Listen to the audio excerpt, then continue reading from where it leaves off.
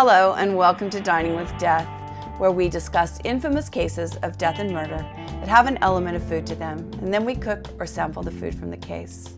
I'm Stacy Lee. Let's begin. Christmas, more than any other time of the year for most of us, is about tradition. We all have our own, but many of those traditions are similar. What I love about Christmas is the family time. Full disclosure, this is kind of embarrassing. My husband is known in our local circles as Captain Christmas because he is a little crazy about Christmas, and I usually have the tree up right after Halloween. Not gonna lie, it's embarrassing. In my previous life, I kind of look at my life in two parts.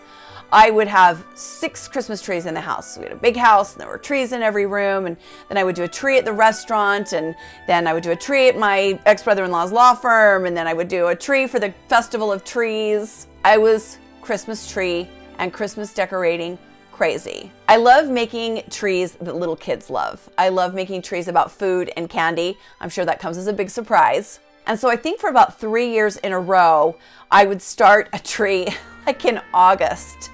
And I would enter it in our local Festival of Trees, and then at the end they get auctioned off and all the money goes to charity. The first tree I did was this crazy Willy Wonka tree, the old 70s version of Willy Wonka.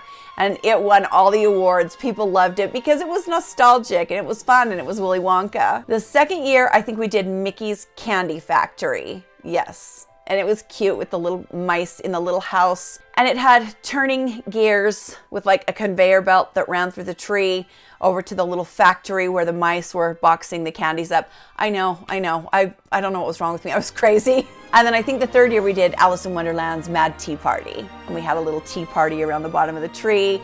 And we had spinning Cheshire cat faces in the tree on motors. And I don't know what was wrong with me back then, but I was a little crazy for Christmas. I still love Christmas, but I just like enjoying it now a little more with my family and not just working myself to death.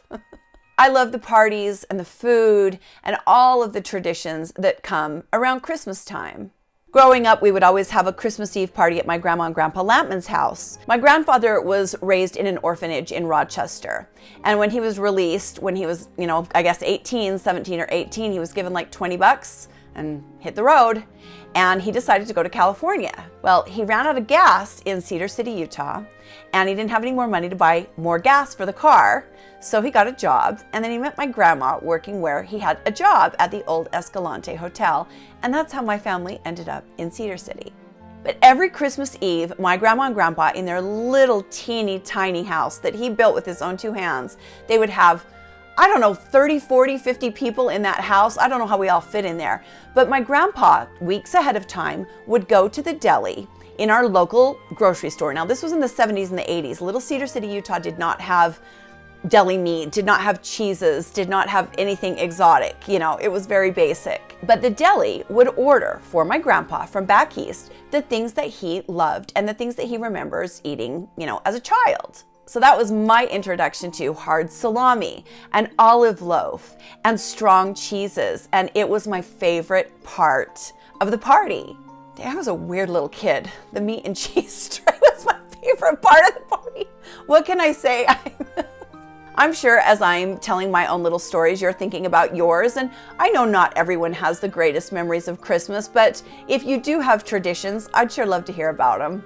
Christmas can be a really fun time of year, but it can also be a really stressful time of year, and there's actually an increase in crime and domestic violence during Christmas season. And today we're going to talk about one of those really tragic events, made even worse by the fact that it happened on Christmas Eve. On December 24th, 2008, a family had gathered to celebrate Christmas in Covina, California, which is a suburb of Los Angeles. There were in-laws and cousins and many of kids at the party. The house was full, there were around 25 people there, and the party was in full swing. The family spent the evening eating and drinking and playing card games, and later in the evening, poker. The cousins played video games and hung out at the pool in the backyard. Joseph, who everyone called Papa Joe, played with the kids in the living room.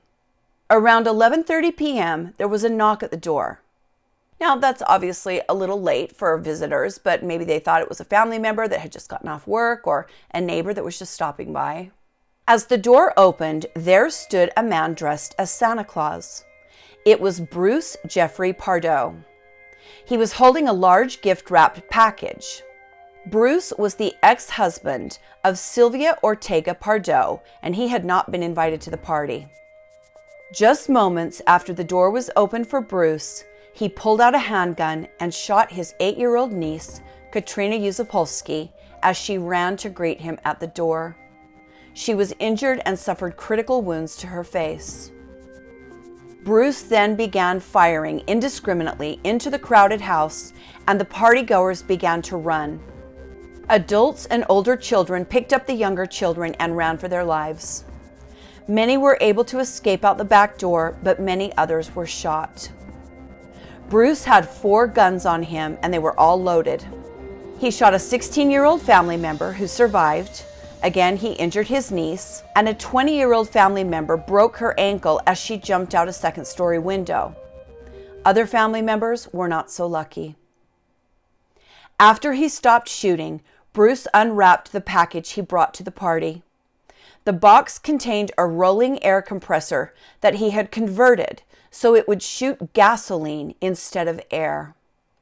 After he unwrapped the box, he began spraying gasoline all over the home's interior, including over the bodies of the many people he had shot and wounded. He then lit a match and set fire to the gasoline, and the home went up in flames like tinder. The flames roared 50 feet into the air. One of the partygoers who escaped ran to a neighbor's house and called 911. The fire department was dispatched, but upon arriving, knew it would take much more than one truck to put out the blaze. For almost 2 hours, 80 firefighters battled the blaze until they were finally able to control it and then put it out.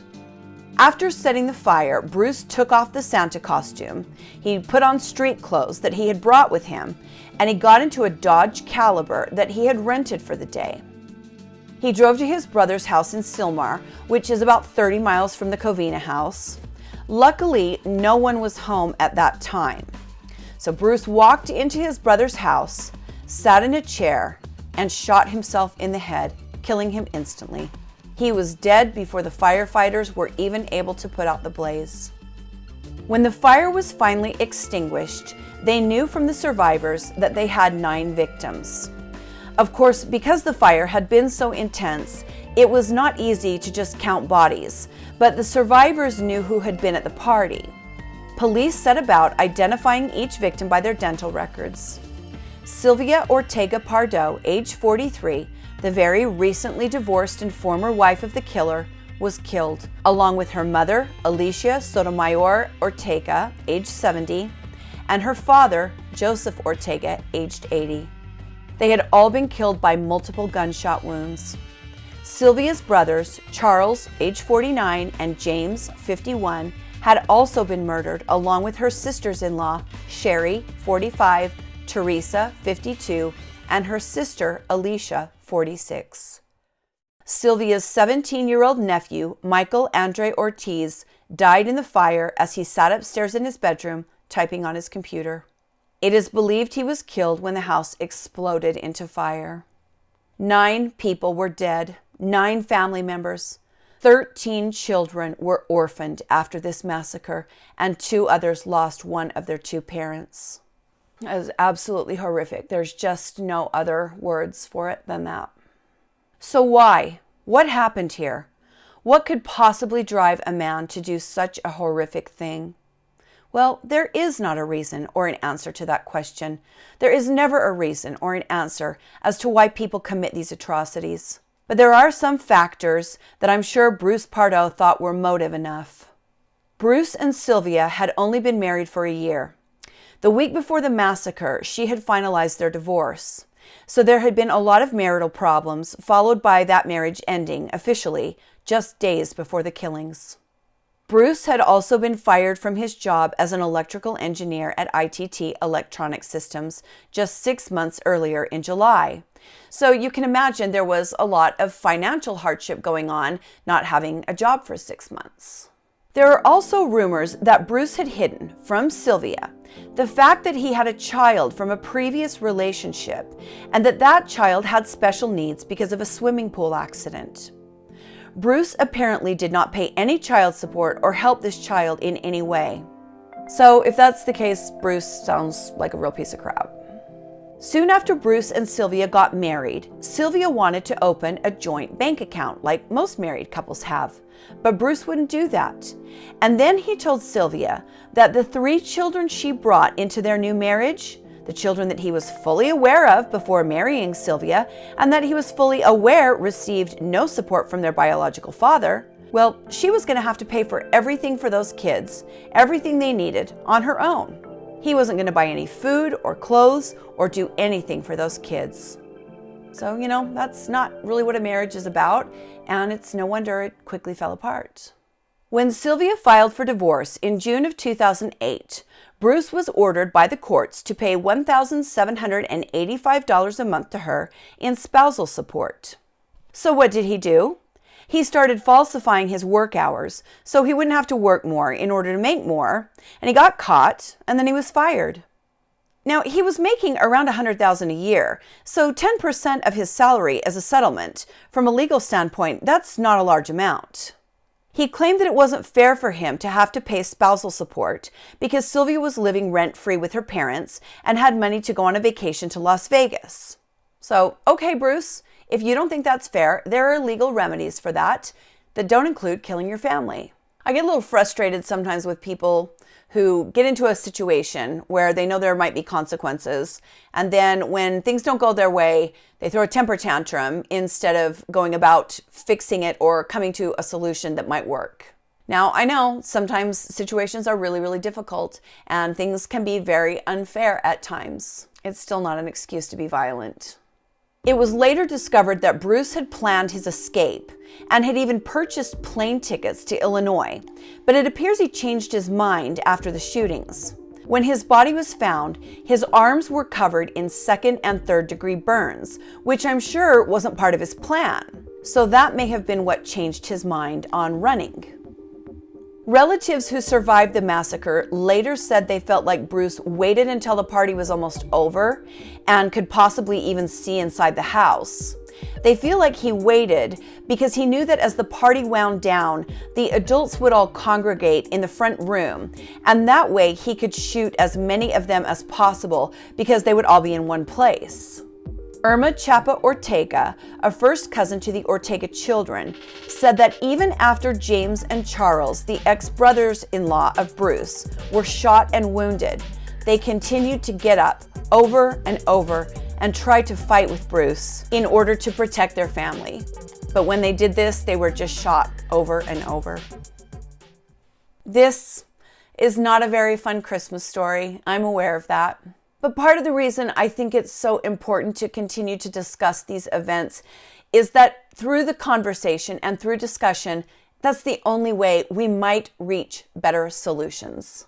Even when things are horrific and even when things are awful, it's important that we talk about them because we have to find ways to get people better help that are in crisis, that are angry, that feel that they have been treated unfairly before they do something like this. Are we ever going to stomp out all crime and all horror? Of course not. But just because we won't eliminate it doesn't mean that we shouldn't try to prevent more of it from happening. Katrina Yuzopolsky, the little 8-year-old girl who was shot in the face and survived, she is doing well and has gone on to become an activist in the field of gun ownership reform. The rest of the family members have stayed somewhat private and quiet on this matter, and I can completely understand why. I hope that wherever those family members are, that they're doing well. My heart goes out to them, and I really hope for the best for them. Now, as we always do on this playlist, after we talk about the crime, we talk a little bit about the circumstances, the place that it happened, and the element of food associated with the event. I go over this from time to time on the channel. Some of you probably get sick of hearing me say it, but for the new people, I like to talk about the things that make us the same instead of always talking about the things that make us different. And like I always say, 2 of those things are we all eat and we all die. And here on Dining with Death, we explore that connection. So right now we're gonna lighten the mood. We're gonna do a little holiday cooking, and I really hope you enjoy what I have planned for you. Let's go dining with Death. Well, after that really sad story, we are gonna do some holiday baking. I take a lot of crap on this channel for my mixture of food and true crime, but it makes perfect sense to me. I feel like a lot of people who are interested in true crime are actually really tender-hearted. I know people like to call us ghouls and say nasty things about people who are into dark stuff, but I've been doing this for a really long time and I just don't find that to be the case. I like to incorporate cooking because I like to talk about the things that make us all the same. We all eat, we all die. Most of you get that connection. I really feel that. But you know, once in a while I have somebody say some pretty nasty stuff to me. I usually delete those comments, which is something I don't really like doing because I feel like I'm censoring people, but at the same time, I'm not here to take abuse, and I also don't want the people watching my channel and reading the comments to read abusive things. Why? Because I do find true crime people to be pretty tender-hearted. So yes, we just discussed a very sad case, and now we're gonna do some baking. It's what we do here. Now, of course, there are tons of fancy Christmas recipes I could bring to you, but I am going to bring you something that is just warm and comforting, that everybody loves, that is probably one of the most fattening things you'll ever eat, which of course makes it delicious. And because I talked so much about tradition in the beginning of the episode, I want to share with you a family tradition from my family to your family. My mom started making this recipe quite a few years ago. It's something that my kids have grown up with, my husband loves it, new people that I bring to dinner love it. It just seems to be something that everybody likes. And it's simple and it's delicious. And I thought during the holidays, you could use simple and delicious, right? So get yourself a big bowl. Get yourself something to sift with. We're gonna take 4 cups of flour and 2 cups of sugar. And we're gonna alternately sift those into a large bowl.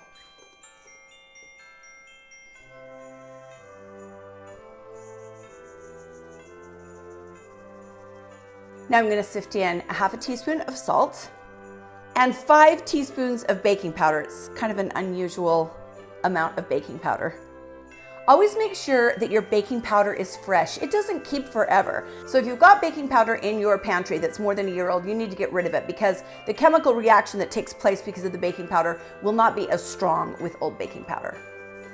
And then if you want to be really thorough, run that mixture through your sifter again.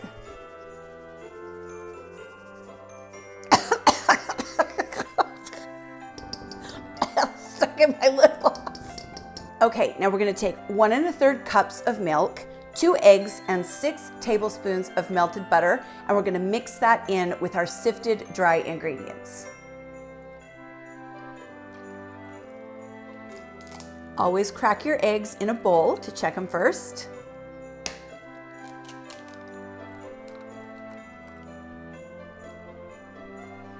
Take your little hand mixer, if you've got a stand mixer, that'll work too, and mix it up.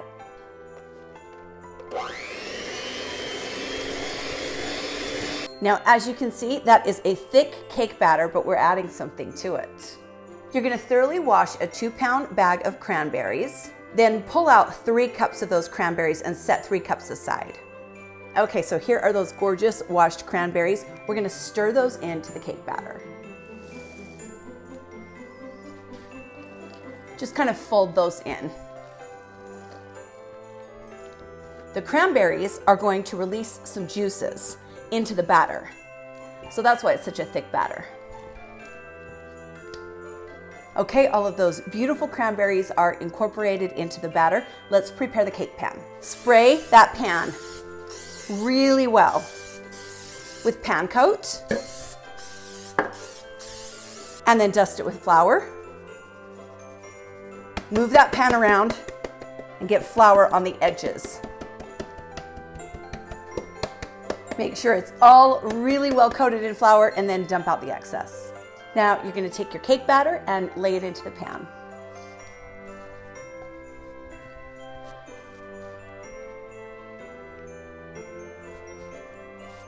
Use your spatula to spread that out. This is my grandma's old cake pan. I'm very sentimental about the things that I cook with. I don't know why, but I am. Yeah, I do know why.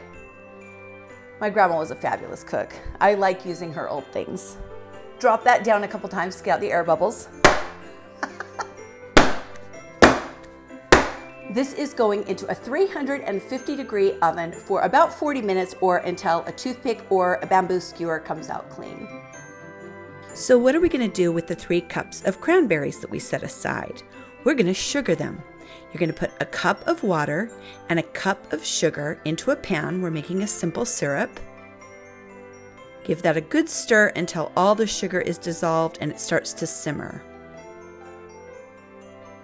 Add in those cranberries and give them a good stir. You want to make sure they're all really coated with that simple syrup. You don't want to cook them. We're just making them a little bit sticky. Line a baking sheet with parchment paper and then take a slotted spoon and remove those syruped cranberries from the pot. Just kind of spread them out on that lined baking sheet. We're going to let them dry. Do this in batches and then just kind of use your spoon to push them around and spread them out so they can air dry. Give them about 30 minutes to an hour. And then you're just going to take some regular granulated sugar. You're going to drop those in batches, toss them around, kind of use your fingers to break the cranberries up, and they're all sugared now. Set those aside because we are going to use those for garnish. Aren't they cute? Look at this gorgeous cake. It always turns out really well, but this time it took longer to bake than 40 minutes. So I'm going to adjust that time on my recipe on my website, www.diningwithdeath.com. I'm going to change that to say 45 to 55 minutes because it took a little longer. It might be the elevation. So, okay, you're like, big deal. It's a white cake with cranberries in it, right? Well, here comes the sauce.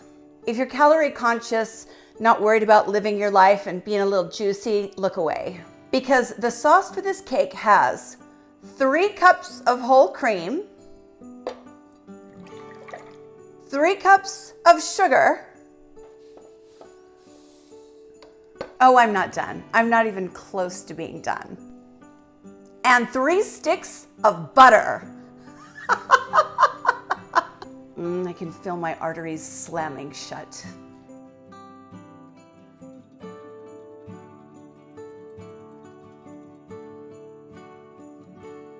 Okay, I don't know what happened, but I looked up to check and my overhead camera had stopped recording. This is what you're left with.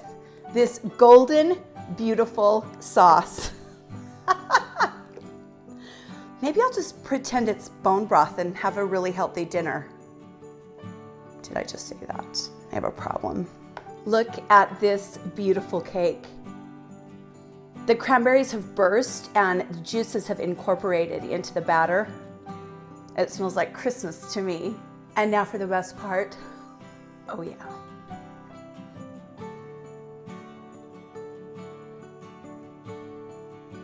Let's top this with a few of these beautiful sugared cranberries.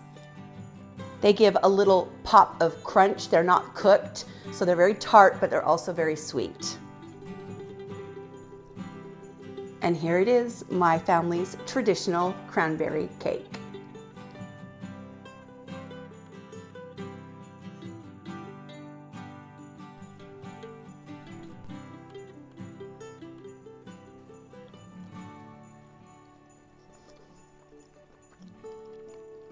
It is so good. You'd think it would be overwhelmingly sweet because of, the pounds of sugar, but the cranberries really balance it out and it's very nice.